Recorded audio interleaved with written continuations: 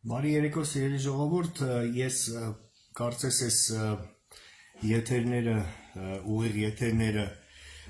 իրենց արդարացնում են, այս ձևաչափը նկատի ունեն, որովհետև հնարավորություն է տալիս շատ արագ եւ օպերատիվ ձևով ձեզ լուրեր հայտնել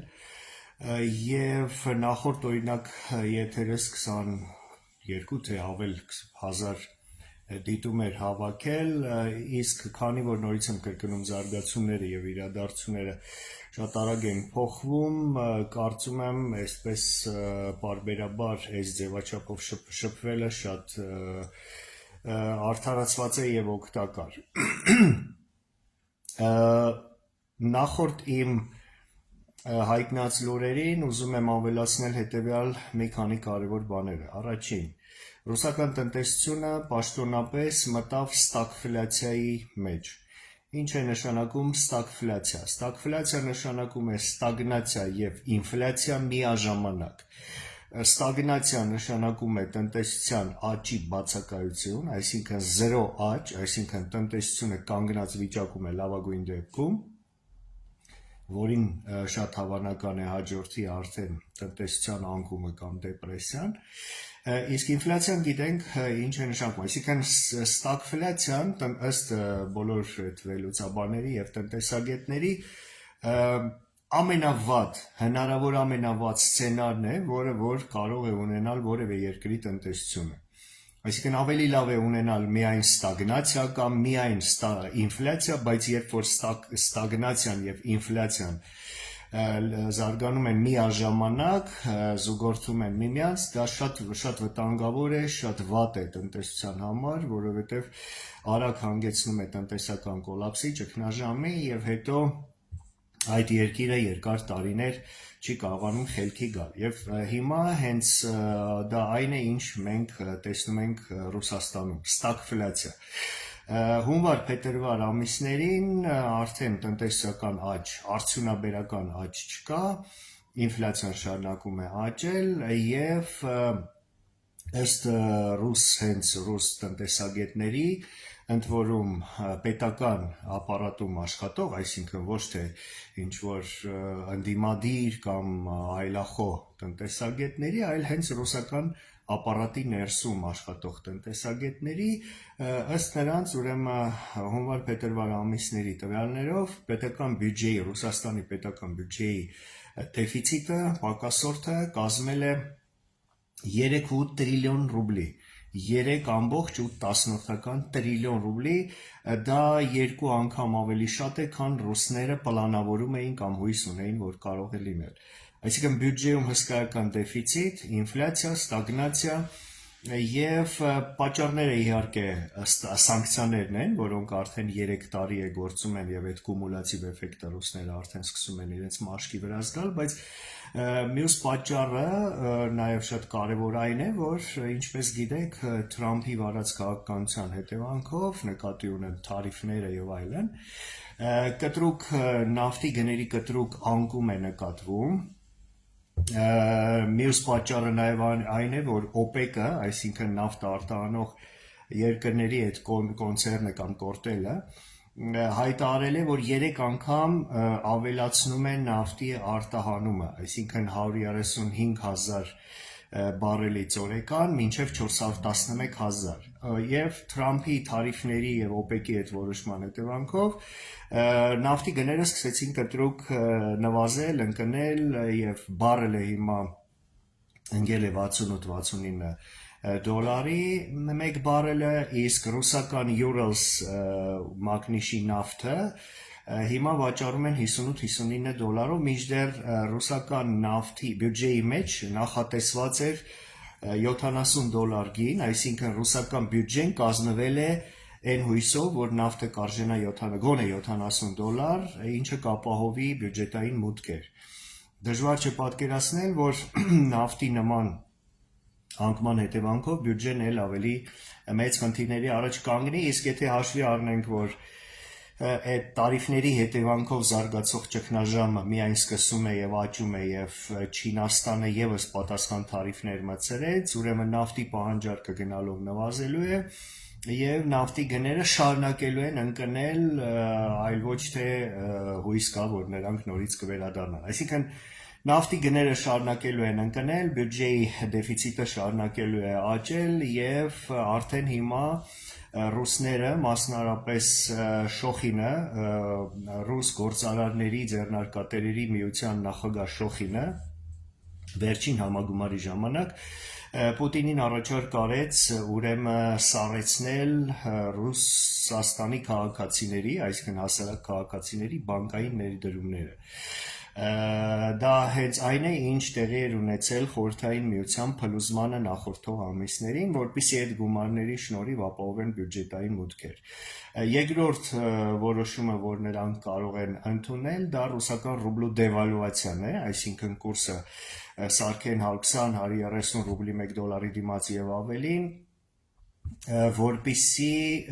գոնե ինչ որ չափով կարողանան կոմպենսացնել նավթի ցածր գները, ապահովելով բյուջետային մուտքեր։ Ես կարծում եմ, որ երկու որոշումն էլ չեն փրկի խոշոր հաշվով,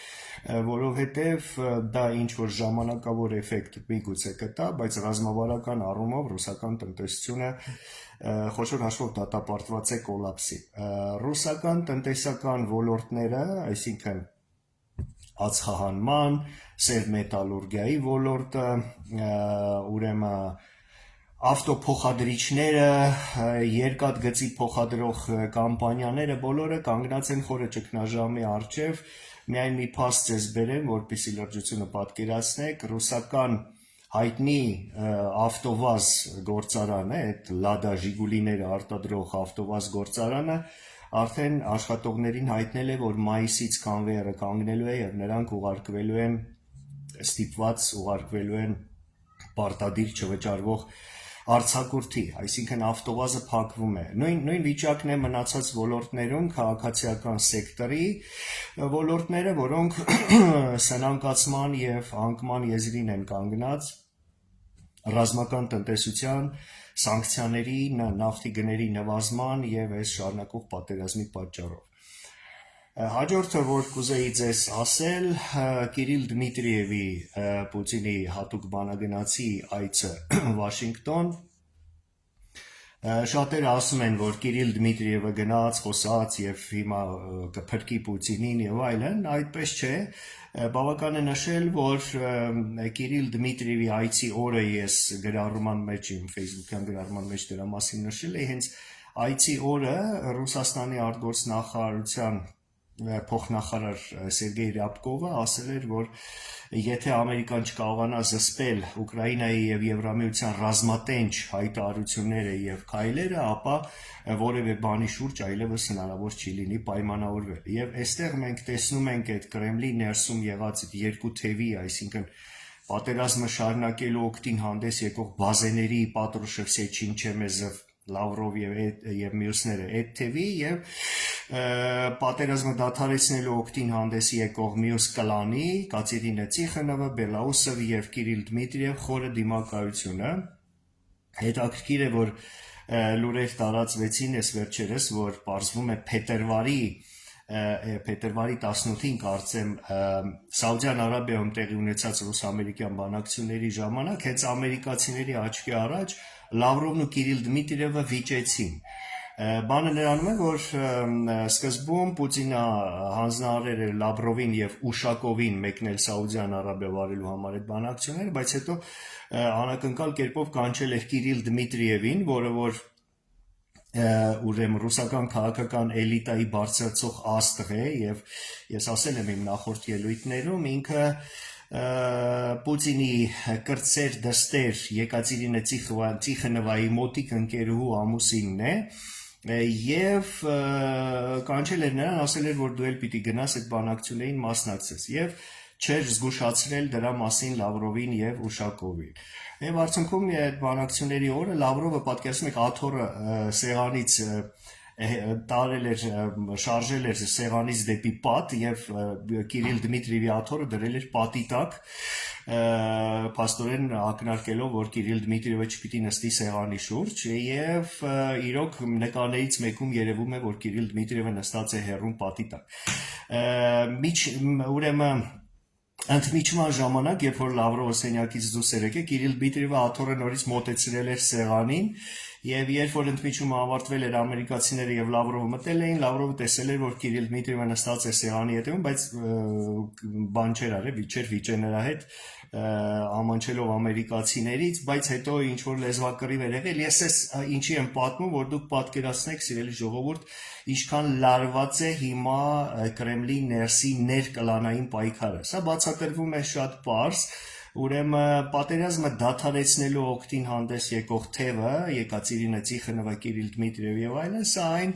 բիզնես շրջանակները ներկայացնող, օլիգարխների շրջանակները ներկայացնող թևն է, որը չի ուզում Պուտինի նավի վրա մնալ եւ խորտակվել, լավ հասկանալով, որ պատերազմի շարունակությունը կործանարար հետևանքներ է ունենալու եւ անձամբ Պուտինի համար եւ Պուտինյան ռեժիմի եւ բոլոր նրա էլիտայի համար։ Եվ նրանք պատրաստ են ցանկացած զիջման գնով Ուկրաինա, Կովկաս եւ այլն պայմանավորվել արևմուտքի հետ, դադարեցնել պատերազմը, կրկնում եմ, ցանկացած զիջման դիմացը ստանալ ինդուլգենցիա, փրկելով սեփական ապագան, կյանքը, ակտիվները, հարստությունը եւ այլն։ Հակառակ թևը Պատրուշև, Սեչին, Չեմեզով եւ այլն, նախ նրանք ուզում են շարունակել պատերազմը, որովհետեւ մեծ փողեր են աշխատում ռազմական տնտեսության պայմաններում, մասնավորապես Չեմեզովը, ինչպես գիտեք, Ռոստեխ կորպորացիայի ղեկավարն է եւ այդ բոլոր ռազմական պատվերները, ռազմական արտադրությունը Չեմեզովի գրպանն է մտնում, դրա եկամուտները դրանից ստացված, բայց նաև պատճառը այն է, որ նրանք հասկանում են, որ պատերազմը դադարեցնելուց հետո նրանք հայտնվելու են ստրելեչնիկի, ինչպես ռուսներն են ասում, կամ քավության նոխազի կարգավիճակում եւ Պուտինը կամ այն մյուս թևը, որ արևմուտքի այդ լեզու կգտնի, նրանց զոհաբերելու է, ժերտվա է տալու, գցելու է եւ նրանք փաստորեն վտանգված կլինի նրանց կյանքն ու ազատությունը։ Ինչպես տեսնում եք, դիմակայությունը շատ լուրջ է եւ կարող ենք կանխատեսել մոտ ապագայում նույնիսկ մահեր, սպանություններ, թունավորումներ, որովհետև իրոք խաղադրույքները շատ բարձր են, որպես օրինակ ասեմ, որ Ռուսաստանի տնտեսության այս ահավոր վիճակի հետևանքով սկսվել է ակտիվների վերաձևում, քանի որ այդ ապշագը կրճատվել է, այդ կարմուշկան կրճատվել է եւ տարբեր կլաններ հիմա գիշատիչների պես մեկը մյուսից խլում են ակտիվները, մասնավորապես մի քանի օր առաջ ձերբակալվեց Վադիմ Մաշկովիչ անունով եւ Forbes-ի ցուցակի մեջ ներգրաված միլիարդատերը, որը Ռուսագրո կորպորացիայի տնօրենն է, ինչ որ կոռուպցիոն եւ այլն պատճառներով եւ ասում են, որ դա Պատրուշևի Պատրուշևի արած գործն է, որտեվ հիշում ենք Պատրուշևի զավակը նախկին գյուղտնտեսության նախարարն էր եւ Պատրուշևի կլանը վերահսկում է այդ ոլորտը, իսկ Ռուսագրոն շատ այսպես քաղցր տորթի քաղցր մասն էր, այն մեծ կտորներ, որը որ նրանք կուզենային վերցնել։ Հետևաբար Ռուսաստանը կամաց գահավիժում է դեպի 90-ականներ, բեսպրեդել, սպանություններ, տնտեսական քաոս եւ այլն, այն ինչի մասին ես բազմիցս խոսել եմ եւ որպես եւս մեկ ապացույց իմ ասացի, ասեմ, որ Ռոսնանո կորպորացիան, որը ղեկավարում էր Անատոլի Չուբայսը, մեզ բոլորիս շատ հայտնի Չուբայս, մարդ, որը որ 90-ականներից է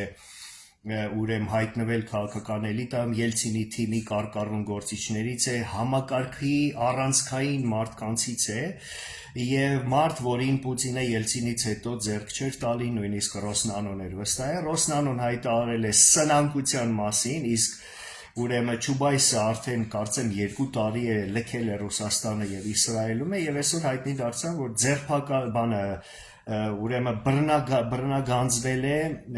բռնազավթել են Չուբայսի ակտիվները, գումարները եւ ունեցվածքը այդ քրեական գործի շրջանակներում Եվ Չուբայսը դրան արձագանքել է, բաց նամակով դիմել է Վլադիմիր Պուտինին, ասելով հետևյալը. եթե դու Վլադիմիր Վլադիմիրովիչ անձամբ քո դեմ ես բան չունեմ, բառացի եմ թարգմանում, ռուսական տելեգրամ ալիքներից մեկը դա տպեց, եթե դու մոտ ապագայում չազատվես որոշ մարդկանցից քո շրջապատում, կառավարությունում, նախագահի ապարատում որոշ մարդկանցից, որոնք փչացնում են ամեն ինչ, դու կկործանես եւ քեզ եւ Ռուսաստանը։ Սա ասում է Անատոլի Չուբայսը դիմելով անձամբ Պուտինին։ Եվ ասում է, որ մասնավորապես այդ մարդիկ ուզում են հիմա պաշտոնանկ անել կենտրոնական բանկի ղեկավար Էլվիրա Նաբիուլինային։ Չուբայսը պատահական մարդ չի եւ պատահական խոսքեր չի ասում, առավելապես մասնավորապես դիմելով անձամբ Վլադիմիր Պուտինին, եւ ես կարծում եմ, որ Չուբայսի նման խոսքերը վերջի թերևս զգուշացումն է Պուտինին, պուտինյան ռեժիմի փլուզումից առաջ կամ փլուզման նախաշեմի։ Էլի շատ փաստեր կան, ես չեմ ուզում չարաշահել ձեր ժամանակը, ձեր համբերությունը, բայց այսքանը կարծում եմ բոլ է, որպեսզի դուք հասկանաք, սիրելի ժողովուրդ, ինչքան օրհասական է վիճակը Ռուսաստանում, ճակատում նույն վիճակն է, մեծ կորուստներ, օրեկան, ուկրաինացիները Կուրսկի մարզը այնուամենայնիվ որոշ հատված պահում են, Բելգրադի մարզը ներխուժել են եւ շարունակում են առաջ շարժվել Բելգրադի մարզում, լուրեր կան, որ սպասվում է նոր հարձակում արդեն Բրյանսկի մարզի վրա, ռուսական հարձակումը ճակատի մյուս հատվածներում կանգնել է, ռուսները այլևս չեն կարողանում առաջ շարժվել, իսկ ուկրաինական հրթիռները ուկրաինացիների այսպես ակնարկներով պատրաստ են հարվածել Մոսկվային եւ Ղրիմի կամրջի։ Այնպես որ ճակատում եւս մենք շատ հետաքրքիր զարգացումներ շուտով կտեսնենք։ Ինչ է սա նշանակում, սիրելի ժողովուրդ, սա նշանակում է, որ չարյաց կայսությունը, ռուսական կայսությունը փլուզման շեմին է կանգնած։ Փլուզումը կլինի տնտեսական, քաղաքական, սոցիալական, դեմոգրաֆիական եւ այլն, եւ Ռուսաստանը կխրվի արդեն ոչ թե 90-ական, այլ 90-ականների այդ քաոսի մեջ, այլ Ռուսաստանում կկրկնվի 1917 թվականը եւ իրենք ռուսները հենց դրա մասին են խոսում, որ Ռուսաստանում կրկնվելու է 1917-18 թվականների վիճակը, ընդհանուր միջև քաղաքացիական պատերազմ եւ Ռուսաստանի մասնատում, ասեմ, որ շարունակում են շատ լարված լինել չեչենների եւ ՖՍԲ-ի կամ Կրեմլի հարաբերությունները, Կադիրով-Պուտին հարաբերությունները եւ Չեչենիան ու Դաղստանը էլի անհամբեր սպասում են, որ այդ փլուզումները սկսվելուն պես նրանք նորից պայքարեն իրենց անկախության մասին։ Սա մեկ բան է նշանակում մեզ համար, որ մենք պիտի օր առաջ, ժամ առաջ լուծենք ազգային իշխանություն ձևավորելու խնդիրը, որ չմնանք փլուզվող կայսրության փլատակների տակ, որովհետև ցավոք սրտի մենք շատ թելերով կապված ենք Ռուսաստանի հետ, տնտեսական, քաղաքական, ռազմական եւ այլն, մեր շատ քաղաքացիներ եւ ոչ քաղաքացիներ Ռուսաստանում են բնակվում, ունենք մեծ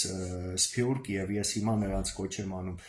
հնարավորինս շուտ լքել Ռուսաստանը, որպեսզի այդ քաոսի ժամանակ նրանք չտուժեն եւ ազգային իշխանությունը մենք օր առաջ պիտի ձևավորենք, որպեսզի շատ արագ կարողանանք դիվերսիֆիկացնենք մեր տնտեսությունը, մեր բանակը վերազինենք եւ այլն, որպեսզի այդ Ռուսաստանում տիրող քաոսի պատճառով Հայաստանը մինիմալ վնասներ կրի, նաև իհարկե այս գահավիժումը կանգնեցնենք դեպի թուրքական վիլայետը ընթացքը կանգնեցնենք այս դավաճան իշխանությունների կողմից վարվող ընթացքը եւ բռնենք արդեն ազատագրման եւ զարգացման անվտանգ ապահով երկիր կառուցելու պետականաշինության գործին։ Ես ուզում եմ վերջում դիմել մեր սիրելի Արցախի մարզի, մեր սիրելի քաղաքացիներին, սիրելի արցախցիներ, Հայաստանի Հանրապետության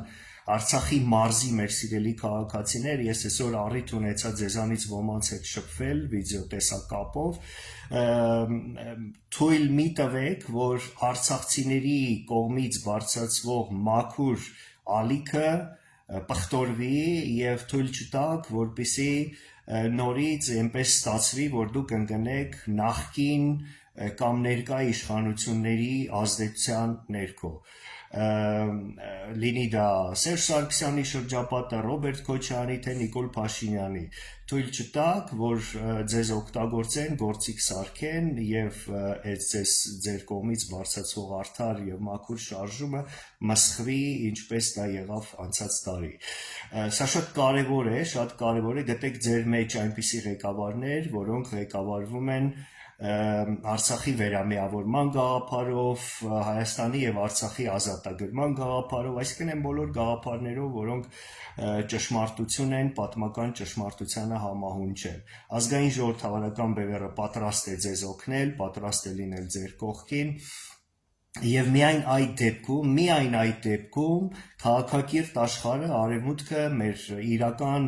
բնական դաշնակիցները, Իրանը, Հնդկաստանը, Ֆրանսիան, Հունաստանը, ԱՄՆ-ն կնկատեն ձեր շարժումը, կօգնեն ձեր շարժմանը, կսատարեն եւ մենք բոլորս կհաջողենք, իսկ եթե մենք հաջողենք, կունենանք ապագա, կունենանք ազգային ժողովրդավարական իրական ինքնիշխան ազատագրված երկիր եւ կզբաղվենք մեր սիրելի Արցախի վերադարձման խնդրով, որը որ շատ արագ կկարողանանք լուծել, որովհետև կունենանք իշխանություն, որը որ կվարի ճիշտ արտաքին ռազմական, տնտեսական քաղաքականություն։ Թերևս այսքանը, չեմ ուզում երկար խոսել, բայց լուրերը իրոք շատ կարևոր էին եւ ես ճիշտ համարեցի եւս մեկ անգամ ուղիղ այսպես լայվի ձևաչափով ձեր հետ շփվել, սիրելի ժողովուրդ, խնդրում եմ, նորից եմ խնդրում, շատ ակտիվ տարածեք իմ այս եթերը,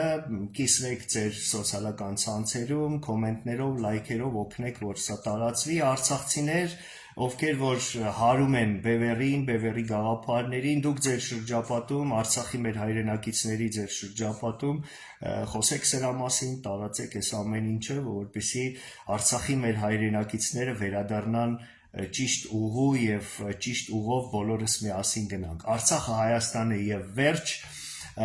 մոռանանք այդ կապիկությունը, անկախ Արցախ, ժողովուրդների ինքնորոշում, հայ ժողովուրդը մեկ անգամ եւ ընդմիշտ ինքնորոշվել է 1918 թվականի մայիսի 28-ին եւ աշխարհը ճանաչել է այդ ինքնորոշումը հայ ժողովրդի, տալով նրան անկախություն եւ ճանաչելով նրա սահմանները, համաձայն որոնց Արցախը, Գարթմանքը եւ Նախիջևանը Հայաստանի Հանրապետության անկախտելի մաս են։ Այս սահմանները, որ հիմա գոյություն ունեն եւ որոնք պաշտպանում են գործող ռեժիմի կողմից Ստալինի գծած ապօրինի սահմաններն են, որոնք երբևիցե չեն ճանաչվել քաղաքակիրթ աշխարհի կողմից։ Արցախցիներ ջան, մենք վերամիավորվել ենք, գոյություն ունի 89 թվականի դեկտեմբերի 1-ի պատմական որոշումը Արցախի եւ Հայաստանի վերամիավորման, որը չի չեղարկվել եւ չի չեղարկվելու, այն ամրագրված է անկախության հռչակագրում եւ մեր սահմանադրության մեջ, գոյություն ունի, նորից եմ ասում, ազգերի լիգայի որոշումը, որը ճանաչել է Արցախը Հայաստանի կազմում, այնպես որ միացում եւ բոլորս դեպի լուսավոր ազգային ժողովրդավարական երկիր եւ ապագա, ոչ նախկին, ոչ ներկա, լավ է լինելու եւ մենք կանգնած ենք վճռական, վճռորոշ, պատմական, բեկումնային զարգացումների, շաբաթների, ամիսների առջև եւ ես կարծում եմ, որ ապրիլ, մայիս, հունիս ամիսները մեծ հավանականությամբ կլինեն վճռորոշ։ Շնորհակալություն, լավ եղեք, տարածեք այս ամեն ինչ լավ է լինելու, հաղթելու ենք, կասկած չկա, ցտեսություն։